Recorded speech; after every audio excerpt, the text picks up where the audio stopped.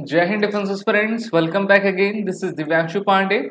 Hidden terrorism trends लगातार जम्मू कश्मीर में बढ़ते जा रहे हैं, जिसके फुटप्रिंट्स हमने पिछले एक साल में लगातार देखे हैं। तो आज के इस सेशन में हम इसी टॉपिक के बारे में जानेंगे। शुरुआत करते हैं आज के सेशन की।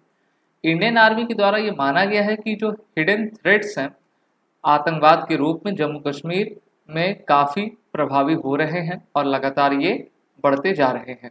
अभी हमने कई हमले देखे हैं हमारे सिक्योरिटी फोर्सेस पर, सिविलियंस पर, जहां पर ये पता चलता है कि जो हिडन टेररिज्म ट्रेंड्स हैं वो लगातार बढ़ते जा रहे हैं, जिसमें पाकिस्तान के द्वारा आतंकवाद भारत में भेजा जा रहा है और उससे हमारे सिक्योरिटी पर्सनल को सबसे अधिक निशाना बनाया जा रहा है।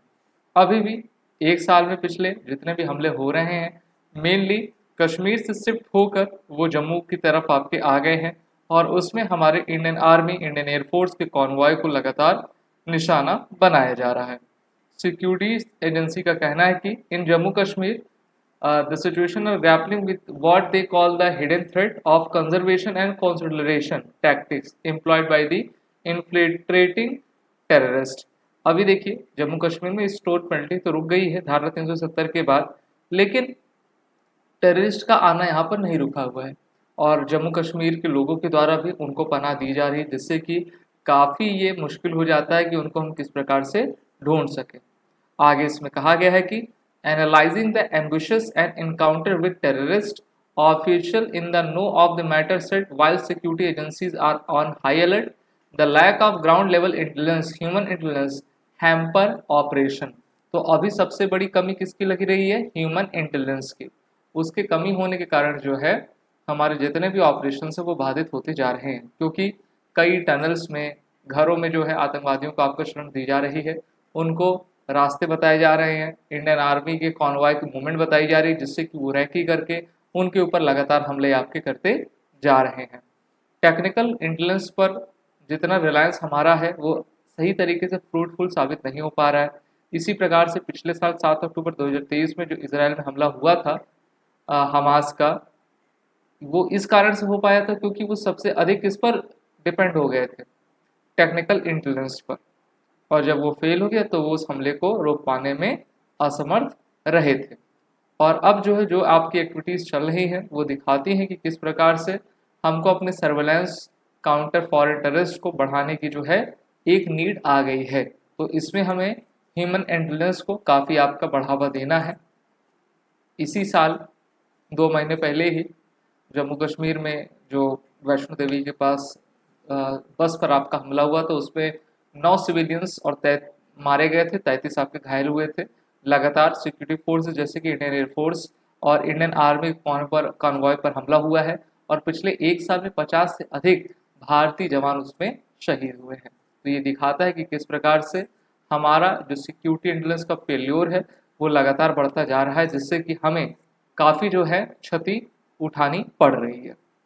और एक ऑफिशियल के द्वारा कहा गया है कि technical intelligence has not been the fruitful as the terrorist have leave signatures on the internet only to confuse the security agency. तो इंटरनेट पर या फिर अन्य प्लेटफॉर्म पर जो टेररिस्ट है सिर्फ हमारे सिक्योरिटी एजेंसीज को जो है गुमराह करने के लिए वो कुछ फुटप्रिंट्स छोड़ रहे हैं और जिसके पीछे हमारी इंटेलिजेंस एजेंसी लग जाती है, लेकिन वो एक तरीके से पूरा आपका छलावा रहा करता है।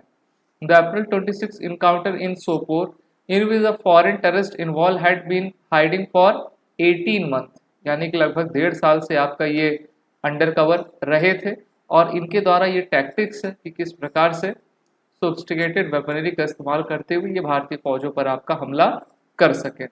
The decline in human intelligence coupled with the use of encrypted communication tools like ultraset phones by terrorist, जिससे कि उनको ट्रेस करना काफ़ी डिफिकल्ट हो जाता है और सिक्योरिटी एजेंसीज जितना निर्भर टेक्नोलॉजी पर हो रहे हैं वो उतने उनके लिए खतरा आपका साबित होता जा रहा है।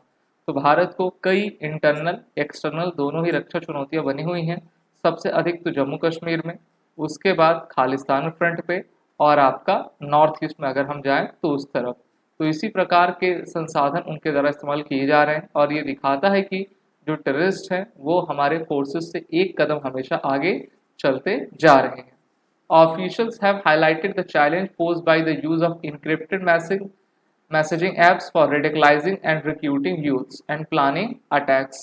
तो उनके मददगार यहाँ पे हैं और इस प्रकार के कम्युनिकेशन सिस्टम से वो हमारे यूथ को भी रेडिकलाइज कर रहे हैं, जिससे कि हमारा जो विजिलेंस सिस्टम है कम्युनिकेशन का प्रभावित होता जा रहा है और इसको रोकने में जो कोई भी मदद नहीं मिल पा रही है। तो हमें ये देखना होगा कि हमको टेक्नोलॉजी पर भी डिपेंड रहना है, साथ ही साथ ह्यूमन इंटेलिजेंस को बढ़ावा देना है, जिससे कि हम अपने पूरे इलाके को समझ सकें और लोगों के साथ कनेक्शन स्थापित कर पाएँ। तभी तो जाकर टेररिस्ट एक्टिविटी को हम भारत में कम से कम कर सकेंगे। अगर आपकी कोई राय है इसको लेकर तो आप ज़रूर दीजिए कमेंट बॉक्स में। साथ ही साथ वीडियो को लाइक शेयर कर दें। These are the courses running with SSB crack exam fund series सभी कोर्सेज के अवेलेबल है। वो रिटर्न कोड का यूज़ करें जिससे कि एडमिशन लेते वक्त आपको 10% का फ्लैट डिस्काउंट मिल जाएगा।